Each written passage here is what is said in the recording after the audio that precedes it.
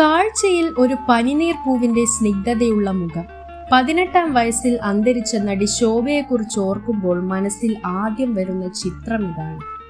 ഇന്നത്തെ തലമുറ ശോഭയെ എത്രത്തോളം അറിയുമെന്ന് ഉറപ്പില്ല. ഉൾക്കടൽ, ശാലിനി എന്റെ കൂട്ടുകാരി, ഓർമ്മകൾ മരിക്കുമോ എന്നിവയായിരുന്നു അക്കാലത്ത് ശോഭയുടെ ഹിറ്റ് സിനിമകൾ. ഈ സിനിമകൾ എല്ലാം തന്നെ ഇപ്പോൾ യൂട്യൂബിൽ ലഭ്യമാണ്. തമിഴിൽ ചരിത്രം സൃഷ്ടിച്ച പസിയടക്കം എത്രയോ പടങ്ങൾ. മികച്ച നടിക്കുള്ള ദേശീയ പുരസ്കാരവും പസിയിലൂടെ ശോഭയ്ക്ക് ലഭിച്ചു. നടി പ്രേമയുടെ മകളായിരുന്നു ശോഭ. കഴിവുണ്ടായിട്ടും വിചാരിച്ചത്ര ഉയരങ്ങളിലേക്ക് എത്താൻ കഴിയാതെ പോയ പ്രേമ തന്റെ സ്വപ്നങ്ങൾ ശോഭയിലൂടെ സാക്ഷാത്കരിക്കാൻ ശ്രമിക്കുന്നതിനിടയിലാണ് കേവലം 17-ാം വയസ്സിൽ അവിചാരിതമായി മരണം ശോഭയെ കീഴടക്കുന്നത്. ശോഭയുടേതൊരു സ്വാഭാവിക മരണമായാണ് അറിയപ്പെടുന്നതെങ്കിലും അതും ഒരു കൊലപാതകമായിരുന്നില്ലേ എന്ന് സാഹചര്യങ്ങൾ മുൻനിർത്തി വാദിക്കുന്നവരുമുണ്ട്. ശോഭയുടെ ജീവിതം മുൻനിർത്തി KG ജോർജ് ഒരുക്കിയ ലേഖയുടെ മരണം ഒരു ഫ്ലാഷ് ബാക്ക് എന്ന ചിത്രം ആ ജീവിതയാത്രയുടെ ഗതിവിഗതികൾ ഏറെക്കുറെ കൃത്യമായി പ്രതിപാദിക്കുന്നതായിരുന്നു. എന്നാൽ ശോഭയുടെ ജീവിതം തകർത്തതിൽ നിർണായക പങ്കുണ്ടെന്ന് പരക്കെ വിശ്വസിക്കപ്പെടുന്ന ബാലു മഹേന്ദ്രയെ വെള്ളപൂശാൻ ശ്രമിച്ചു എന്നതാണ് ആ സിനിമയെക്കുറിച്ച് ഉയർന്ന ഏക വിമർശനം. അതേസമയം ഒരു സിനിമ എന്ന നിലയിൽ ഉദാത്തമായ തലത്തിൽ വിജയിച്ച ഒന്നായിരുന്നു ലേഖയുടെ മരണം ഒരു ഫ്ലാഷ് ബാക്ക്. ഒരു മുഴുജീവിതം സിനിമയിലേക്ക് പരാവർത്തനം ചെയ്യപ്പെടുന്ന ബയോപിക്കുകളിൽ മികച്ചതെന്ന് പറയാവുന്ന ആ സിനിമ മികച്ച തിരക്കഥാ രചനയുടെ എക്കാലത്തെയും വലിയ മാതൃകകളിൽ ഒന്നാണെന്ന് പറഞ്ഞത് സാക്ഷാൽ MT വാസുദേവൻ നായരാണ്. എന്നാൽ ജോർജ് ഈ സിനിമയിൽ പറഞ്ഞതും പറയാത്തതിനപ്പുറവും ശോഭയുടെ ജീവിതത്തിൽ ചില യാഥാർത്ഥ്യങ്ങളുണ്ട്. അതിന്റെ ഗതിവിഗതികളിലൂടെ ഒന്ന് സഞ്ചരിക്കാം. സിനിമയിൽ എന്തെങ്കിലും ആവണമെന്ന ദൃഢനിശ്ചയത്തോടെ ഇറങ്ങിപ്പുറപ്പെട്ട പ്രേമ എന്ന പെൺകുട്ടിക്ക് ചില ചെറുവേഷങ്ങളിൽ ഒതുങ്ങാനായിരുന്നു വിധി.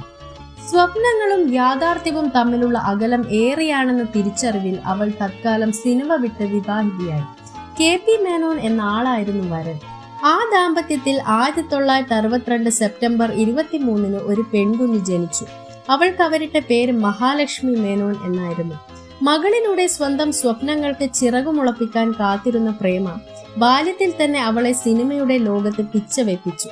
കേവലം 4-ാം വയസ്സിൽ തട്ടുങ്കൽ തിറക്കപ്പെടും എന്ന തമിഴ് ചിത്രത്തിൽ ബാലതാരമായി ബേബി മഹാലക്ഷ്മി എന്ന പേര് ആദ്യമായി ക്യാമറയ്ക്ക് മുന്നിൽ നിന്നു. ഉദ്യോഗസ്ഥ എന്ന മലയാള പടത്തിലും ബാലതാരമായി അഭിനയിച്ചു. മകളെ നടിയാക്കുന്നതിൽ പിതാവിന് തീരെ താല്പര്യമുണ്ടായിരുന്നില്ല. പ്രേമക്കാവട്ടെ അവൾ ഇന്ത്യ കണ്ട ഏറ്റവും വലിയ അഭിനേത്രികളിൽ ഒരാളായേ തീരൂ. ഇതേ ചൊല്ലി അച്ഛനും അമ്മയും തമ്മിൽ നിരന്തരം വഴക്കായി. ഇതെല്ലാം കണ്ടു വളർന്ന ശോഭയുടെ മനസ്സിൽ വല്ലാത്തൊരു തരം അരക്ഷിത ബോധം കൂട്ടുകൂടി. മഹാലക്ഷ്മിക്ക് ആരാണ് ശോഭ എന്ന പേര് നൽകിയതെന്ന് ഇന്നും വ്യക്തമല്ല.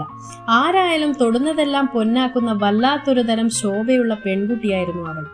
15-ാം വയസ്സിൽ രാമു കാര്യാട്ടിന്റെ ദ്വീപ് എന്ന സിനിമയിൽ നടൻ ജോസിന്റെ നായികയായാണ് ശോഭയുടെ അരങ്ങേറ്റം. പിന്നീട് KS സേതുമാധവൻ സംവിധാനം ചെയ്ത ഓർമ്മകൾ മരിക്കുമോ എന്ന സിനിമയിൽ കമലഹാസനും ജയനുമൊപ്പം. MTയുടെ തിരക്കഥയിൽ GS പണിക്കർ സംവിധാനം ചെയ്ത ഏകാകിനിയിലും ശോഭയായിരുന്നു നായിക. ബാലചന്ദ്ര മേനോന്റെ ഉത്രാട രാത്രിയിലും അഭിനയിച്ചു. അതേ വർഷം തന്നെ മോഹന്റെ 2 പെൺകുട്ടികളിലും നായികയായി. 17-ാം വയസ്സിൽ പസി എന്ന സിനിമയിലെ അഭിനയത്തിന് മികച്ച നടിക്കുള്ള ദേശീയ പുരസ്കാരം ഉർവശി അവാർഡ് എന്ന വിശേഷണം നിർത്തലാക്കുന്നതിന് മുൻപ് ലഭിച്ച പുരസ്കാരമായതിനാൽ പിന്നീട് ഉർവശി ശോഭ എന്ന് തന്നെ അവർ അറിയപ്പെട്ടു. സ്മിത പട്ടേലിനെയും ശാരദയും പോലെ തലമുതിർന്ന മഹാപ്രതിഭകൾ മാത്രം സ്വന്തമാക്കിയ അംഗീകാരമാണ് മധുര 17ന്റെ നിറവിൽ വിരലിൽ എണ്ണാൻ പോലും സിനിമകളുടെ അഭിനയ പരിചയമില്ലാത്ത ശോഭ നേടിയെടുത്തത്. അത്രമേൽ കഴിവുറ്റ അഭിനേത്രിയായിരുന്നു ഈ പെൺകുട്ടി. പത്മരാജന്റെ തിരക്കഥയിൽ മോഹൻ സംവിധാനം ചെയ്ത് ശാലിനി എന്റെ കൂട്ടുകാരിയായിരുന്നു മലയാളത്തിൽ അടുത്ത ചിത്രം. വൻ ഹിറ്റായ ആ സിനിമയിലും ശോഭയുടെ പ്രകടനം ഉജ്ജ്വലമായിരുന്നു. KG ജോർജിന്റെ ഉൾക്കടൽ എന്ന ഹിറ്റ് പടത്തിലും ശോഭ അസാധാരണമായ അഭിനയ മുഹൂർത്തങ്ങൾ കാഴ്ചവെച്ചു. വളരെ കുറച്ചു വർഷങ്ങൾ നീണ്ട കരിയറിനിടയിൽ ശോഭ കൈവരിച്ച നേട്ടങ്ങൾ ആരെയും അത്ഭുതപ്പെടുത്തുന്നതായിരുന്നു. 1971 മികച്ച ബാലതാരത്തിനുള്ള കേരള സംസ്ഥാന അവാർഡ്, 1977 മികച്ച സഹനടിക്കുള്ള കേരള സംസ്ഥാന അവാർഡ്, 1978 മികച്ച നടിക്കുള്ള കേരള സംസ്ഥാന അവാർഡ്, 1979 80 മികച്ച നടിക്കുള്ള ഫിലിം ഫെയർ അവാർഡ്, 1980 മികച്ച നടിക്കുള്ള ദേശീയ അവാർഡ്. അമ്മ പ്രേമയുടെ വലിയ സ്വപ്നങ്ങളിലേക്ക് അങ്ങനെ മെല്ലെ നടന്നടക്കുകയായിരുന്നു ശോഭ. വിവിധ ഭാഷകളിലായി ഹിറ്റ് സിനിമകളും പുരസ്കാര പെരുമഴയുമായി കളം നിറഞ്ഞാടുന്നതിനിടയിൽ കോകില എന്ന തമിഴ് പടത്തിന്റെ സെറ്റിൽ വെച്ച് പരിചയപ്പെട്ട ബാലു മഹേന്ദ്ര എന്ന സംവിധായകൻ ശോഭയുമായി അടുപ്പത്തിലായി. മാനസികമായി കടുത്ത അരക്ഷിതാവസ്ഥയിലൂടെ കടന്നുപോയ ശോഭയ്ക്ക് ബാലുവിന്റെ സ്നേഹവും പരിലാളനങ്ങളും അത്രമേൽ പ്രിയപ്പെട്ടതായിരുന്നു. ശോഭയെ പരിചയപ്പെടുന്ന സമയത്ത് വിവാഹിതനായിരുന്നു ബാലു. നിഷ്കളങ്കയായ ശോഭയ്ക്ക് അതൊന്നും തിരിച്ചറിയാൻ കഴിഞ്ഞില്ല. താനൊരു പുരുഷനാൽ തീവ്രമായി സ്നേഹിക്കപ്പെടുന്നു എന്ന തോന്നൽ അവളെ വല്ലാത്തൊരു തരം സുരക്ഷിത ബോധത്തിലേക്ക് ഉയർത്തി. പക്ഷേ പിന്നീട് അയാൾ ശോഭയുമായി കൃത്യമായി അകലം പാലിച്ചു തുടങ്ങി. വിവാഹബന്ധത്തിലുണ്ടായ പ്രശ്നങ്ങളാണ് സാരിത്തുമ്പിൽ സ്വന്തം ജീവിതം അവസാനിപ്പിക്കാൻ കാരണമെന്ന ശോഭയുടെ മരണം സംബന്ധിച്ച ഔദ്യോഗിക ഭാഷ്യം. സിനിമ എന്നും വിജയിച്ചു നിൽക്കുന്നവന്റെയും സ്വാധീന ശക്തിയുള്ളവന്റെയും സർവോപരി ആണധികാരത്തിന്റെയും ഒപ്പമായതിനാലും മരിച്ചുപോയ ഒരാൾക്കൊപ്പം നിന്നിട്ട് നേടാൻ ഒന്നുമില്ലാത്തതിനാലും നേട്ടങ്ങൾ മാത്രം മുന്നിൽ കാണുന്ന സിനിമാ സമൂഹം ശോഭയുടെ മരണത്തിന് പിന്നാലെ സഞ്ചരിച്ചില്ല. തന്റെ മകളെ കൊന്നതാണെന്ന പരിദേവനവുമായി ഏറെക്കാലം നിലവിളിച്ചു നടന്ന പ്രേമ ഒടുവിൽ മാനസിക സംഘർഷം സഹിക്കാനാവാതെ ജീവനൊടുക്കി. ഇതാണ് ശോഭയുടെ ജീവിതത്തെയും മരണത്തെയും സംബന്ധിച്ച് മലയാളികളിൽ ചിലർക്കെങ്കിലും അറിയാവുന്ന കഥ. എന്നാൽ അറിയപ്പെടാത്ത ചില ഏടുകൾ ഈ കഥയ്ക്ക് പിന്നിലുള്ളതായി പറയപ്പെടുന്നു. സുന്ദര കുട്ടപ്പന്മാരായ നായകന്മാരും സമ്പന്നരായ ആരാധകരും ശോഭയുടെ ഒരു കടാക്ഷത്തിനായി കാത്തു നിൽക്കുമ്പോൾ പിതാവിന്റെ പ്രായമുള്ള ബാലുവിനോട് എങ്ങനെ ശോഭയ്ക്ക് പ്രണയം തോന്നി? അന്ന് പലരെയും കുഴപ്പിക്കുന്ന ചോദ്യമായിരുന്നു അത്. 2 കാരണങ്ങളാണ് പ്രധാനമായും അതിനു പിന്നിൽ. പണത്തിനും പ്രശസ്തിക്കും ആഡംബര ജീവിതത്തിനുമായി മകളെ ഒരു കരുവാക്കുന്ന അമ്മ ഒരു വശത്ത്, ശോഭയുടെ യൗവനത്തിന്റെ ഗുണഫലങ്ങൾ മോഹിക്കുന്ന സിനിമയിലെ ചെന്നായ്ക്കൾ മറുവശത്ത്. ഇതിനിടയിൽ അവളെ സ്നേഹിക്കാൻ ഒരാൾ എന്നത് ശോഭയുടെ ഒരു അനിവാര്യതയായിരുന്നു. അടുത്തു കൂടുന്നവരെല്ലാം ലക്ഷ്യം തന്റെ ശരീരം മാത്രമായിരുന്നെന്നും അതിനപ്പുറം തന്റെ മനസ്സിലെ മുറിവുകൾ ഉണക്കാൻ ആർക്കും കഴിയില്ലെന്നും അവൾക്ക് തോന്നി. എന്നാൽ ബാലു അവളുടെ മനസ്സറിഞ്ഞ് ഇടപഴകി. കരുതലും പരിഗണനയും നൽകി ഒരേ സമയം ഗുരുവും സുഹൃത്തും കാമുകനും ഭർത്താവും പിതാവും മാതാവും എല്ലാമായി മാറി ബാലു.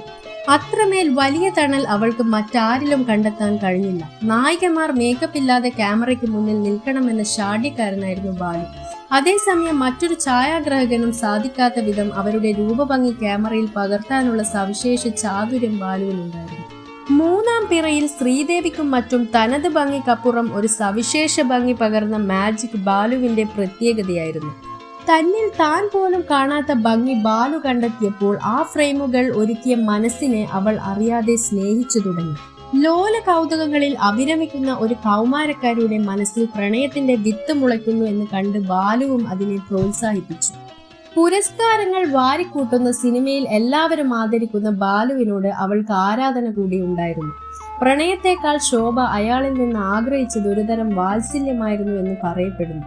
അമ്മയുമായി വഴക്കിട്ട് പിണങ്ങിയകന്ന പിതാവിന്റെ അഭാവത്തിൽ പിതൃതുല്യമായ സ്നേഹം കൂടി ശോഭ അയാളിൽ കണ്ടെത്തിയിരിക്കാം. ആ സ്നേഹം നഷ്ടപ്പെടാതിരിക്കാൻ അവൾ അയാളുടെ എല്ലാ ആഗ്രഹങ്ങൾക്കും കീഴ്പ്പെട്ടു. അവളെ തന്നെ സമർപ്പിച്ചു. 23 വയസ്സിന്റെ അന്തരമുണ്ടായിരുന്നു അവർ തമ്മിൽ. നിയമപരമായ പ്രാബല്യമുണ്ടെങ്കിലും ഇല്ലെങ്കിലും ബാലു അവളുടെ കഴുത്തിൽ താലി കെട്ടിയെന്നും അവർ വിവാഹിതരായി ജീവിച്ചുവെന്നുമാണ് പറയപ്പെടുന്നത്.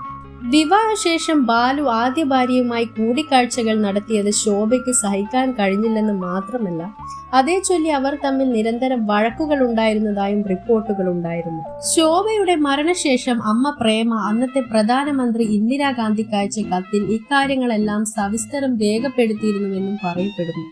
ഒരേ സമയം 2 സ്ത്രീകൾക്കൊപ്പമുള്ള ദാമ്പത്യത്തെ ശോഭ ചോദ്യം ചെയ്തപ്പോൾ തനിക്ക് മകനെ കാണാതിരിക്കാനാവില്ലെന്നാണ് ബാലു പറഞ്ഞത്. എന്നാൽ ശോഭയ്ക്ക് അത് താങ്ങാനായില്ല. കൂട്ടുകാരികളടക്കം മറ്റാരുമായി ബന്ധമില്ലാതെ ബാലു എന്ന വൃത്തത്തിന് ചുറ്റും കറങ്ങുകയായിരുന്നു ശോഭ. അവൾക്ക് ഭൂമിയും ആകാശവും എല്ലാം ബാലുവായിരുന്നു. അദ്ദേഹത്തിൽ നിന്നുള്ള കടുത്ത നിരാകരണം അവളെ ആഴത്തിൽ മുറിവേൽപ്പിച്ചു, വേദനിപ്പിച്ചു. ബാലു തന്നിൽ മാത്രം ഒതുങ്ങി നിൽക്കണമെന്ന് അവൾ തീവ്രമായി ആഗ്രഹിച്ചു. പസി എന്ന സിനിമയിലെ അഭിനയത്തിന് ഉർവശി അവാർഡ് ലഭിച്ച സന്തോഷം പങ്കുവെക്കാനെത്തിയ മാധ്യമ പ്രവർത്തകർ കണ്ടത് ആകെ തളർന്ന ശോഭയാണ്. കടുത്ത നിർവികാരത്തോടെയാണ് അവർ ആ വിവരം കേട്ടത്. 18 തികയും മുൻപ് ഇത്രയും സമുന്നതമായ അംഗീകാരം ലഭിച്ചിട്ടും തീരെ സന്തോഷമില്ലാതെ നിന്ന ആ മുഖം ഇന്നും പഴയ മാധ്യമ പ്രവർത്തകർക്ക് ഒരു അത്ഭുതമാണ്. പുരസ്കാരം സ്വീകരിക്കാൻ ഡൽഹിക്ക് പോകാൻ അമ്മ പ്രേമയ്ക്ക് വലിയ ആഗ്രഹമായിരുന്നു. പക്ഷെ ആ ചടങ്ങിൽ പോലും ബാലു അവളുടെ കൂടെ ഡൽഹിക്ക് പോയി. അവാർഡ് സ്വീകരിച്ച് ആഴ്ചകൾക്കുള്ളിൽ ശോഭ ഒരു ഷിഫോൺ ജോർജറ്റ് സാരിത്തുമ്പിൽ ജീവിതം അവസാനിപ്പിച്ചു. മനുഷ്യരെ തിരിച്ചറിയാൻ ശേഷിയില്ലാത്ത ഒരു അപക്വത മനസ്സിൽ സ്വാഭാവികമായി ഏറ്റുവാങ്ങേണ്ടി വന്ന ദുരന്തമായിരുന്നു ശോഭയുടെ മരണം.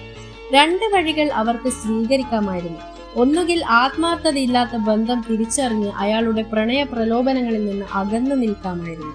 അല്ലെങ്കിൽ പ്രണയവഞ്ചന നേരിട്ടപ്പോഴെങ്കിലും അയാളെ ഉപേക്ഷിച്ച് അയാൾക്ക് മുന്നിൽ നന്നായി ജീവിച്ച് കാണിക്കാമായിരുന്നു. എന്നാൽ KG ജോർജിന്റെ വേർഷൻ പരിശോധിക്കുമ്പോൾ അമ്മയ്ക്കൊപ്പമുള്ള ജീവിതവും ശോഭയെ സംബന്ധിച്ച് അത്ര സുഖകരമായിരുന്നില്ല എന്ന് വേണം അനുമാനിക്കാൻ.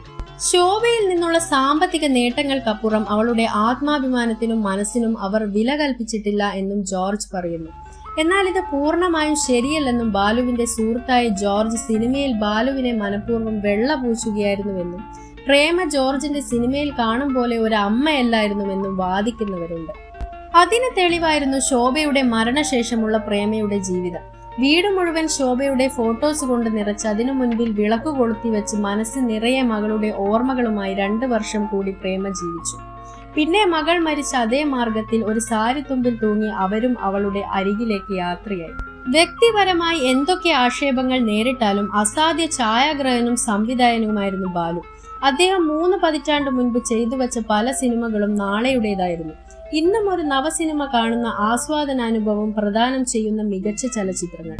അതുകൊണ്ട് തന്നെ വ്യക്തിപരമായി വിയോജിക്കുമ്പോഴും ഒരു ചലച്ചിത്രകാരൻ എന്ന നിലയിൽ ആദരവോടെയല്ലാതെ അദ്ദേഹത്തെക്കുറിച്ച് ഓർക്കാനാവില്ല. കേവലം 4-ാം വയസ്സിൽ മേക്കപ്പ് ഇട്ട് ക്യാമറയ്ക്ക് മുന്നിൽ നിന്ന ശോഭ 14 വർഷത്തിനുള്ളിൽ വിവിധ തെന്നിന്ത്യൻ ഭാഷകളിലായി അഭിനയിച്ചു തീർത്തത് 75 സിനിമകളിലായിരുന്നു. 18 വയസ്സ് തികയുന്നതിന് 4 മാസം ബാക്കി നിൽക്കെ അവർ മരണത്തിന് സ്വയം ബലി കൊടുത്തു. എന്നാൽ അവരുടെ ഫിലിമോഗ്രാഫി പരിശോധിക്കുന്നവർ ശരിക്കും അമ്പരക്കുക തന്നെ ചെയ്യും. പ്രായപൂർത്തിയാകാത്ത ആ കുട്ടി സ്ക്രീൻ സ്പേസ് പങ്കിട്ടവരിൽ ഏറിയ പങ്കും സിനിമയിലെ ജീവിക്കുന്ന ഇതിഹാസങ്ങൾ. മുള്ളും മലരും എന്ന പടത്തിൽ രജനീകാന്ത് ആയിരുന്നു നായകൻ. അഴിയാത്ത കോലങ്ങളിലും കോകിലയിലും കമലഹാസൻ. ആര് നായകനായാലും അഭിനയ മികവിൽ ശോഭ അവരെയെല്ലാം മറികടന്നു. തോപ്പിൽ ബാസി ആദ്യമായി സംവിധാനം ചെയ്ത എന്റെ നീലാകാശം എന്ന പടത്തിലും ശോഭ നായികയായി. KG ജോർജിന്റെ ഉൾക്കടൽ, പത്മരാജന്റെ രചനയിൽ ശാലിനി എന്റെ കൂട്ടുകാരി, MTയുടെ രചനയിൽ ഏകാകിനി, ഇതിഹാസ ചലച്ചിത്രകാരന്മാർക്കൊപ്പം കാമ്പും കഴമ്പുമുള്ള നിരവധി സിനിമകൾ. റിട്ടയർമെന്റ് പ്രായമായിട്ടും അംഗീകാരങ്ങൾ ലഭിച്ചില്ലെന്ന് പരിതപിക്കുന്നവരുടെ നാട്ടിൽ ശോഭ അവാർഡുകൾ വാരിക്കൂട്ടിയ പ്രായം വിസ്മയാവഹമാണ്. 1971 സിന്ദൂരച്ചെപ്പ് എന്ന പടത്തിലെ അഭിനയ മികവിന് മികച്ച ബാലതാരത്തിനുള്ള സംസ്ഥാന പുരസ്കാരം നേടുമ്പോൾ വെറും 9 വയസ്സ്. 1977 ഓർമ്മകൾ മരിക്കുമ്പോൾ എന്ന സിനിമയ്ക്കായി മികച്ച സഹനടിക്കുള്ള സംസ്ഥാന പുരസ്കാരം നേടുമ്പോൾ വയസ്സ് 15. 1978 എന്റെ നീലാകാശം എന്ന സിനിമയിൽ മികച്ച നടിക്കുള്ള സംസ്ഥാന പുരസ്കാരം നേടുമ്പോൾ വയസ്സ് 16. 1980 മികച്ച നടിക്കുള്ള ദേശീയ പുരസ്കാരം നേടുമ്പോൾ വയസ്സ് 18 തികഞ്ഞിട്ടില്ല. ഇത്ര ചെറു പ്രായത്തിനുള്ളിൽ ഇത്രയധികം അംഗീകാരങ്ങൾ എങ്ങനെ ശോഭയെ തേടിയെത്തിയെന്നതും ചിന്തനീയമാണ്. അലറിക്കൂവി അഭിനയിക്കുന്ന അതിഭാവുകത്വം നിറഞ്ഞ ശൈലിക്കുടമയായിരുന്നു അന്നത്തെ പല നായികമാരും. അന്ന് സൂക്ഷ്മാഭിനയത്തിന്റെ സാധ്യതകൾ ഉപയോഗിച്ച് ശോഭ മിതത്വമാർന്ന സമീപനത്തിലൂടെ ഓരോ കഥാപാത്രങ്ങളും സ്വാഭാവികമാക്കി. ഇന്നും പ്രശസ്തമാണ് ശോഭയുടെ അഭിനയ രീതി. ഇത്രയുമൊക്കെ സിദ്ധികൾ ഉണ്ടായിട്ടും ജീവിതം കൈവിട്ടു പോകുന്ന ശോഭയാണ് പിന്നീട് ലോകം കണ്ടത്. പക്വതയില്ലാത്ത പ്രായത്തിൽ പെട്ടെന്നുണ്ടായ ആരാധനയിൽ സംഭവിച്ച വിവാഹം. സിനിമയ്ക്ക് പുറത്ത് എന്താണ് യഥാർത്ഥ ജീവിതമെന്ന് തിരിച്ചറിയാതെ പോയ ശോഭയ്ക്ക് തന്റെ കഥാപാത്രങ്ങളുടെ കരുത്തായിരുന്നില്ല ഉണ്ടായിരുന്നത്. അമ്മയും അച്ഛനും ജീവിച്ചിരിക്കെ ഏക മകളായ ശോഭ ആത്മാർത്ഥതയില്ലാത്ത ഒരു മനുഷ്യനെ ഓർത്ത് എന്തിന് ആത്മഹത്യ ചെയ്യണം എന്ന ചോദ്യം ഏറെ പ്രസക്തമാണ്. അമ്മ പ്രേമയും ശാലിനി എന്റെ കൂട്ടുകാരിയിലടക്കം സഹപ്രവർത്തിയായിരുന്ന നടി ജലജയും ഇന്നും വിശ്വസിക്കുന്നത് ശോഭ ഒരിക്കലും ആത്മഹത്യ ചെയ്യില്ലെന്നാണ്. ജീവിതത്തെ അത്രമേൽ സ്നേഹിച്ച പെൺകുട്ടിയായിരുന്നു ശോഭ. ഒരു കിലുക്കാമ്പെട്ടി പോലെ ചിരിച്ചു കളിച്ച് ഉല്ലാസവതിയായി നടന്ന കുട്ടി. ജീവിതം അവസാനിപ്പിക്കേണ്ട ഒരു കാര്യവും അവർക്കുണ്ടായിരുന്നില്ല. എല്ലാം ഇട്ടെറിഞ്ഞു വന്നാൽ സ്വീകരിക്കാൻ അച്ഛനും അമ്മയുമുണ്ട്. ഏക മകളാണ്. അഭിനയിക്കാനുള്ള നിരവധി അവസരങ്ങളുമുണ്ട്. പിന്നെ എന്തിന് അവർ സാരിത്തുമ്പിൽ ജീവിതം അവസാനിപ്പിച്ചു? വർഷങ്ങളായി ചോദ്യം പലരുടെയും മനസ്സിനുള്ളിൽ മുഴങ്ങുന്നു. പക്ഷെ ഒരു ഘട്ടത്തിലും അതിന് ഉത്തരമുണ്ടായില്ല. അല്ലെങ്കിലും ചില ചോദ്യങ്ങൾക്ക് ഉത്തരമില്ലല്ലോ. വീഡിയോ ഇഷ്ടമായെങ്കിൽ channel like, share and subscribe ചെയ്ത് സപ്പോർട്ട് ചെയ്യുക. കൂടാതെ അടുത്തുള്ള ബെൽ ഐക്കണിൽ ക്ലിക്ക് ചെയ്ത് വരും വീഡിയോസിനായി കാത്തിരിക്കുക.